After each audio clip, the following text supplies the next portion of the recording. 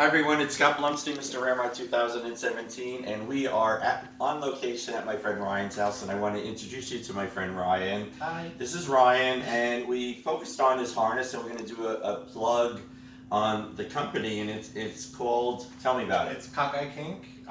It's like a kind of startup new harness, custom harnesses.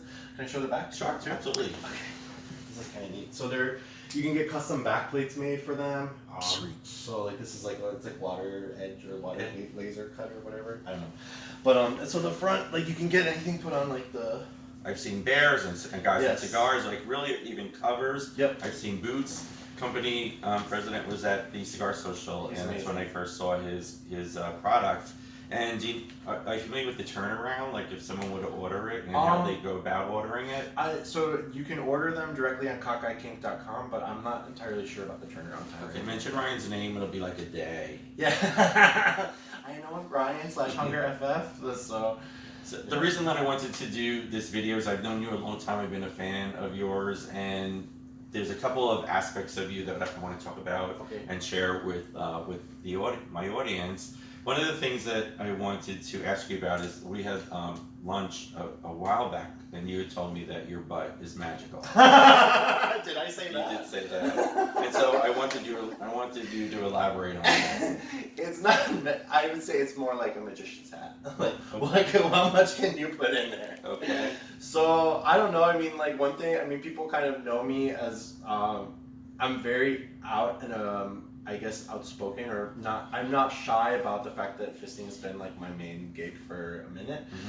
I got into it when I was I say teenager, but I was 18. I'd always like been like a butt pig, but then like as soon as I got Manhunt, when I came out of the closet and my friend was like, "You have to get on Manhunt," and I was like, "What the fuck is Manhunt?" So I get on there and I saw that there was a box that I could look for guys that are into fisting, and so I did that, and I got fisted for the first time when I was 18, and I was like, this is where it's at. Yeah. This is so it's like it's home. Yeah, I was like this, and that's like a common experience that I found like with a lot of guys that are into it too, is that they, once they find it, they're like, this is it. And it's pretty huge. I mean, it's big in Europe. It's big on the East Coast and the West Coast. It's big in Fort Lauderdale. They have parties, parties. And so, why is it so big?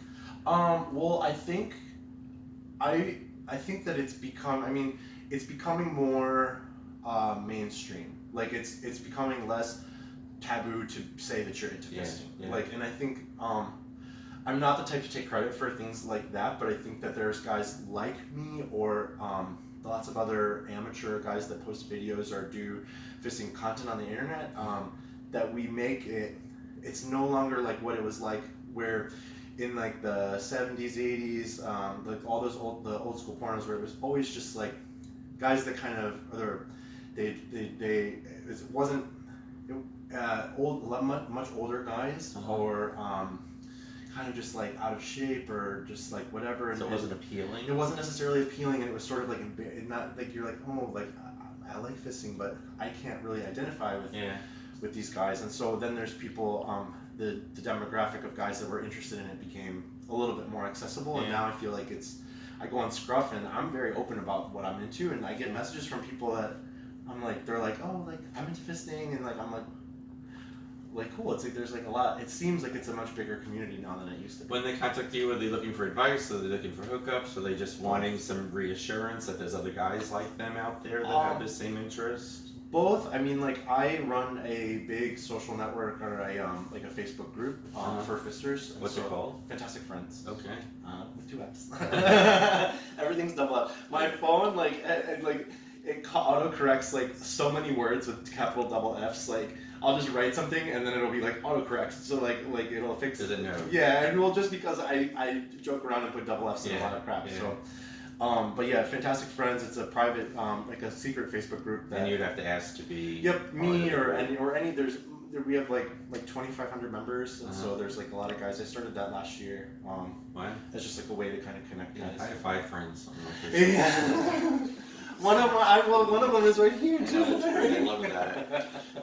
Because you're like the elite person and the person, the name, the face, and the name for fisting. I wanted to talk about people that are interested in doing or trying it, and so the thing that I wanted to ask you about is safety and also cleanup. Okay, so for safety, so I've met the guys that are relatively new to fisting, and like so there's specific lubes that you would want to use. I'm old school. I like J lube. I remember Crisco, like well, that big is tubs of Crisco. yeah. So the Crisco to me kind of the thing is I can walk into somebody's house that is a fister that uses Crisco, and you can like, smell it.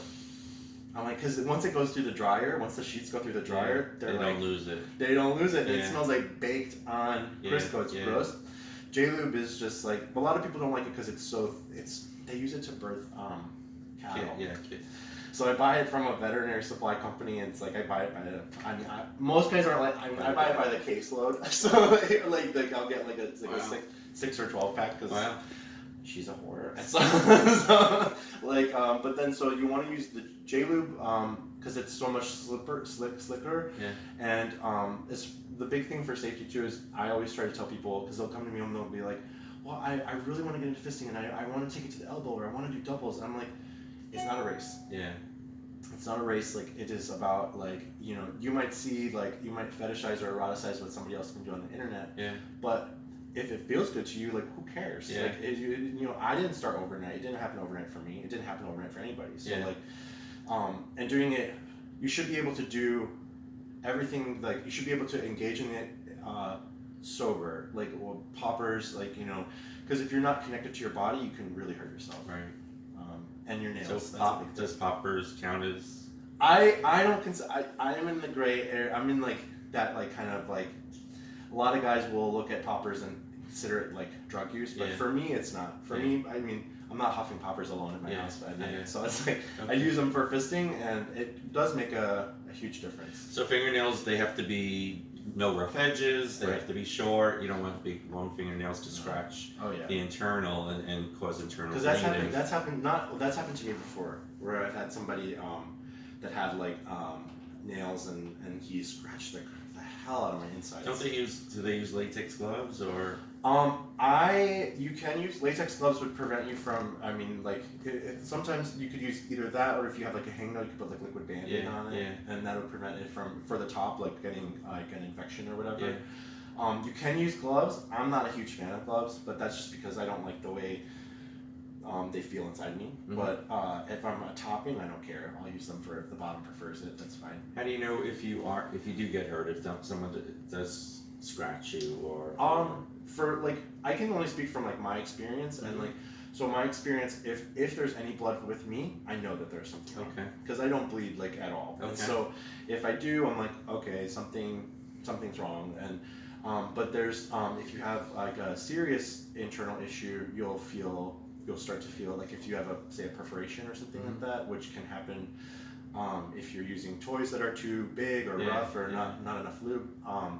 You can get hurt, and you'll feel there's like it's not cute. I mean, you get sick, you get fevers, and you can get you'll see like a distension. Is that what it's called? And so your body's showing you that there's something wrong. Obviously, you don't want that to happen. But what do? Do you go to the emergency room? You have to go. I mean, if you're even like remotely scared that something happened, like a fisting accident or something like that, and they almost always, from my experience from guys that I know that have been injured, it's almost always a combination of drugs or toys. Drugs, toys, or drugs and toys.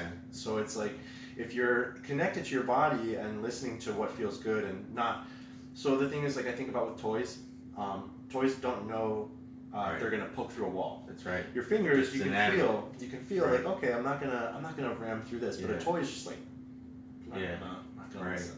So. And always be honest at the emergency room with what happened, I would say. Yeah, because they're not gonna know how to treat you if you don't. You're like, oh, I might have some pain in my stomach. Well, I think I poked a hole through my guts. Might be more appropriate. And what about cleanup? Okay, so this is like the biggest thing that people ask me about all the time. So your diet is a huge part of whether or not you're going to be able to get ready for fisting or not. Yeah, I know you have to eat kind of, I mean, when I eat healthy, Like the day before? Or The day before. I'm not like, I know guys that will starve themselves when they're playing. Like that day, they won't eat anything. I know they do that when they have a date too. Yeah, they do that when they have a date. My context is for fisting, but I'm like, I go to weekends like Fist Fest or Rose Bowl and stuff like that, and I'm like, I'm such a foodie that I'm like, I can't. Like, I have to eat. I have to eat something. Too. I get tired and cranky and bitchy, but so the big thing that would make a big difference is for to take fiber supplements, whether that's Metamucil or Pure Ferment or whatever you want to take. The day before or the morning day before. I always take mine at night, the night before. Okay. And so then it makes cleaning out the next day like super easy. I just use my shower shot. Okay. And that's available at like Leatherworks or online. Yep. The other thing that I wanted to talk to you about is this is a fetish for you, and it's turned into a career. You started with this career 2 years ago, and you travel all over the world, all over the country for conferences and for leather events and for fetish events. And so how did it go from something that you enjoyed doing personally to becoming like the name and face of fisting? Yeah, you pretty much are. So for me, I used to just post videos for fun. Like, I mean, and I still do post them for fun, but I would post them like basically just for, I like to be an exhibitionist. I like people watching me. Like, I get turned on when I know there's people watching, whatever. So I was just like the comments or whatever. But then a friend of mine was like, there's this new site called Just for Fans. Like, you need to get on there and see if you can sell your videos. And I was like, people don't pay for porn. Like, nobody's gonna pay for this. I mean, they should, but they don't. You know, if you can pay for Netflix, you can pay for porn. Apparently they do. And so then I was like, I'm gonna try. And as time went on, like, I was racking up followers, and I was like, holy crap, like, this is crazy. And like, and I was taking time off of my regular job to shoot content with people or to you know, whatever. And so then it got to the point where I was like, I'm just gonna focus on this for now. I mean, like, it's fun. I mean, like, if I can get paid to get fisted, I ain't trying to, like, I mean, nobody, I just say this, nobody knocks Ariana Grande for using her voice to make money. That's true. So Absolutely true. If it's okay for her to do that, I'm like, you know, I'm not gonna feel guilty or ashamed. You shouldn't, and you shouldn't at all. And I'm really proud of you that you jumped from doing it as a hobby and then making a living out of it. I'm trying. Good. That's good. And so, do you want to plug? Oh, okay. So, the primary site that I use is Just for Fans, which a lot of people are already familiar with. But to make it easier for people to find, hungerff.com, hungerff.com points directly to Just for Fans for me. So I bought the domain so it just makes it easier for people. Very nice. The other thing is, next weekend is the Mr. Florida Rubber Contest, and it's the 2020. And I should have had my medal. It would be too much. And so you were a contestant last year, and there were three contestants. Yep. And you were first runner-up. And so, what was the experience like being a title in a title contest? Was it a good one? And what advice would you have for someone that's interested in entering? I had so much fun during the rubber contest, and like what I was telling you a little earlier. So for me, like, I'm just kind of, I'm not really super serious, and like I'm more kind of lighthearted and fun. And the Florida Rubber Contest is so different. It's a fun contest. It's like last year we did, or the year I ran, we did like cake decorating as a skill. On a person. Well, no, it was. So it was like, elimination is going to IML decorate a cake for him as a send off. So I did like the leather pride flag on his cakes. So, which thank God, I remember I was like little things like that. I was like, thank God I knew the color. Like it was accurate. It was like so.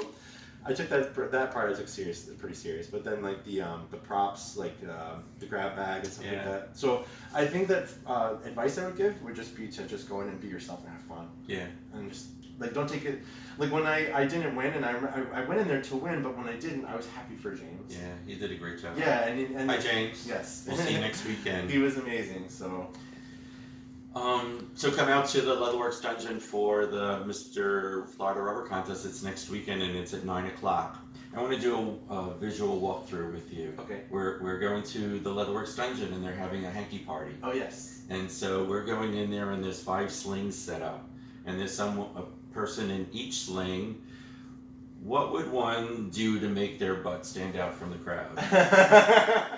So I would say Well, first of all, nobody likes a sling lizard. So if there's 5 guys just hanging out on the sling, then I would just. What does that mean? I've never heard that term. A sling lizard? Yeah, what is that? So sling lizards are like guys that will. They don't necessarily have a partner yet to play with, and they'll just get in a sling and lay there. Yeah, I've seen that. Yeah, and so for the whole night. For the whole night. And take the whole sling out. I'm not ashamed. I'll go up to him and be like, "Excuse me, I'm trying to get fisted, and you're trying to just lay there in a sling. So like maybe we could just rotate for a minute." And so, I mean, so for me, I don't have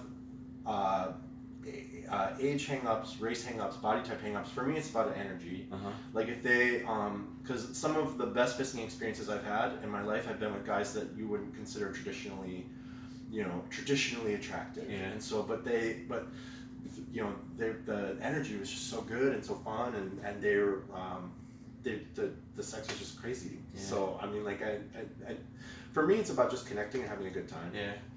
So what advice would you give, or what would be some final thoughts that you would have for people that are watching this video? As far as fisting is concerned, like I would say, just have fun. It's not a race, and you know, just because you see somebody like me or somebody like else on the internet that's maybe able to do things that you can't yet, you just can't do them yet. I mean, like, and it's not, like I said, it's not a race. It should just be about feeling good about your body and having fun and enjoying yourself. It's good advice for life. Yeah. So I wanted to thank Randy for helping us with this video. I wanted to thank Ryan for his time. I know this is his second video of the day. Yeah. Like 2 hour span.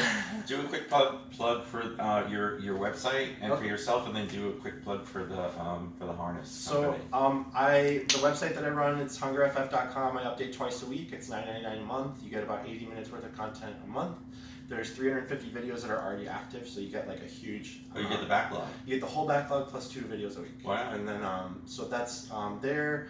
And also cockeyekink.com is the harness company, and they're amazing. They're located in Florida, but they go to events. I saw them in Claire's not located in Florida. He's I'm not sure exactly where he lives, but it's definitely not Florida. Okay. But he's a great guy, and the company's really amazing. They do it's like a sturdy. Yeah. It's like it's like one of a kind because you helped design it, and you won't see it on people coming and going. Exactly. So I'm Scott Blumstein, Mr. Ramrod 2017. It's my buddy Ryan. I really appreciate your time. Thank you, Randy, and thank you for watching.